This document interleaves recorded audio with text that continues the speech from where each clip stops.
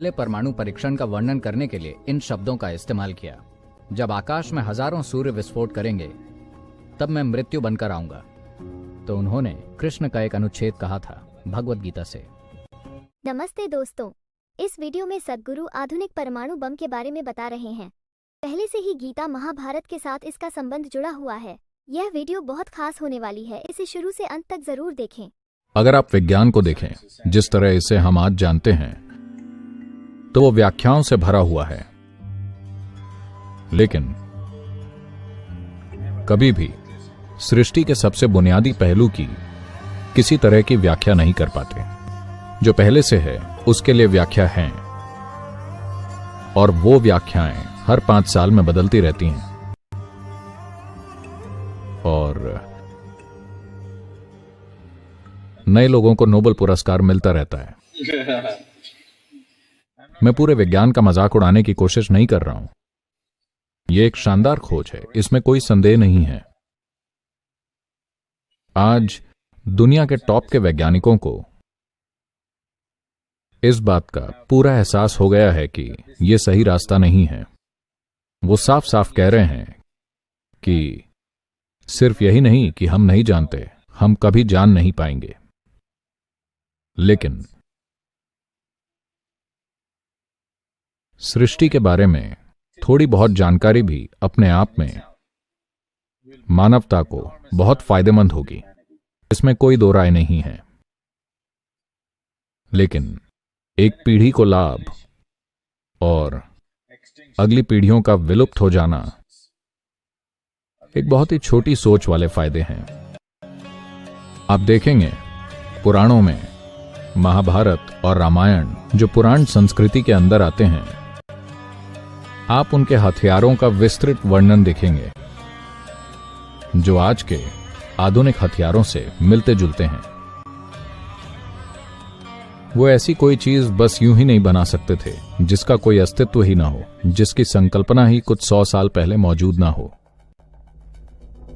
और आप हैरान होंगे, रॉबर्ट ओपेनहाइमर, जिन्हें आधुनिक परमाणु हथियार का जनक माना जाता है, जब अमेरिका के लॉस एलामोस में पहले परमाणु हथियार का परीक्षण किया गया था तो उन्होंने कृष्ण का एक अनुच्छेद कहा था भगवत गीता से। और उन्होंने कहा था, जब कृष्ण इसके बारे में बोले थे तो कहा था, जब आकाश में हजारों सूर्य विस्फोट करेंगे तब मैं मृत्यु बनकर आऊंगा और संसार को झकझोर दूंगा। तो उन्होंने इस अनुच्छेद को लिया और इसे अमेरिका में हुए पहले परमाणु परीक्षण के विवरण के रूप में इस्तेमाल किया, क्योंकि यही बात लगभग 5000 साल पहले कृष्ण ने कही थी। तो मैं इसे इसलिए बता रहा हूं, भौतिक विज्ञान के उन पहलुओं को खोजा गया था और खारिज कर दिया गया था। यह रास्ता मानवता के लिए नहीं है। अगर आप इस ओर जाएंगे तो यह विनाश का रास्ता होगा, यह सही तरीका नहीं है। इसलिए उन्होंने पूरी चीज को एक रहस्यवाद के आयाम में बदल दिया, जहां एक इंसान अपने आसपास के किसी भी चीज को कोई नुकसान पहुंचाए बिना असीमित रूप से विस्तार और खोज कर सके। किसी भी जीवन को परेशान किए बिना आप ब्रह्मांड की खोज कर सकते हैं। आप तब भी सब कुछ जान सकते हैं। और एक इंसान के भीतर मूलभूत चाह विस्तार करने की होती है। वो इसे कैसे करता है, यही एक सवाल है। या तो जीत हासिल करके या फिर अपने में समावेश करके। वो इसे कैसे करता है, यही एक सवाल है। लेकिन यहां मनुष्य को बिना विस्तार के नहीं रखा जा सकता। तो इसलिए जब हम रहस्यमयी आयामों की बात करते हैं तो हम जीवन को पूरी तरह से अलग दिशा और आयाम में देखने और खोज करने की बात करते हैं। This needs a certain amount of reversal of everything you have done as life. इसके लिए जीवन के रूप में आपने जो कुछ भी किया है उसमें खास तौर के बदलाव की जरूरत है। अगर मैं कहूं आपका जीवन, तो आप तुरंत अपनी नौकरी, बिजनेस, परिवार, पति, पत्नी, बच्चे, अपने दोस्त और कई दूसरी चीजों के बारे में सोचेंगे, है ना? बहुत कम लोग सिर्फ अगर मैं आपके सिर पर बंदूक रख दूं और कहूं आप जीवन हैं, तब आप समझेंगे कि जीवन क्या है। ये कोई पार्टी नहीं है, ये नौकरी नहीं है, ये पैसा नहीं है, ये घर नहीं है, ये बच्चे नहीं हैं, ये और वो नहीं है। जीवन का मतलब है ये। आपकी लोकल ट्रेन का समय पर आना, हवाई जहाज का समय पर उड़ान भरना, आपका सेलफोन काम करना, कुछ और चीज होना, आपके बैंक अकाउंट का भरना, इन सब से जीवन नहीं बनता। नहीं, जिससे जीवन बनता है वो बस यही है, मिट्टी, बारिश, हवा, पहाड़, पेड़ और जो यहां धड़कता है, इसके भीतर जो चल रहा है, इस शरीर की हर कोशिका और सबसे ऊपर, इन सब के पीछे जो चेतना है। If we want to explore something else, then we have to rejig ourselves a little bit. अगर हम कुछ और खोजना चाहते हैं तो हमें खुद को थोड़ा बदलना होगा। खुद को बदलने में शायद हमें मजा ना आता हो,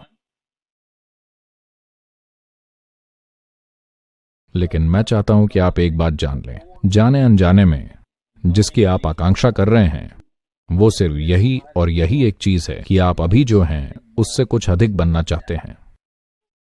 आप जो अभी हैं उससे कुछ ज्यादा तब तक नहीं बन पाएंगे जब तक आपका बोध नहीं बढ़ता। अपना बैंक बैलेंस बढ़ाने से आप ज्यादा नहीं बन पाएंगे, वो सिर्फ किसी के साथ तुलना में है।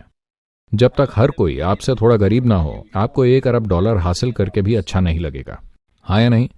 मान लीजिए कि दुनिया में हर किसी के पास $10 अरब है और आपके पास $1 अरब, क्या आप खुश होंगे? तो इसीलिए अरबों डॉलर से कुछ नहीं होने वाला है। यह सिर्फ सामाजिक तुलना है। आपके पास जो कुछ भी है या आपने जीवन में जो हासिल किया है, उसका दुर्भाग्य से तब तक कोई मतलब नहीं होगा जब तक कोई ऐसा व्यक्ति न हो जिसे आप नीचा दिखा सकें। कृपया इस पर गौर करें, हाँ या नहीं? सिर्फ एक चीज जो मायने रखेगी वो ये है कि आपका बोध बड़ा है। आप कल की तुलना में ज्यादा जीवन का अनुभव कर रहे हैं।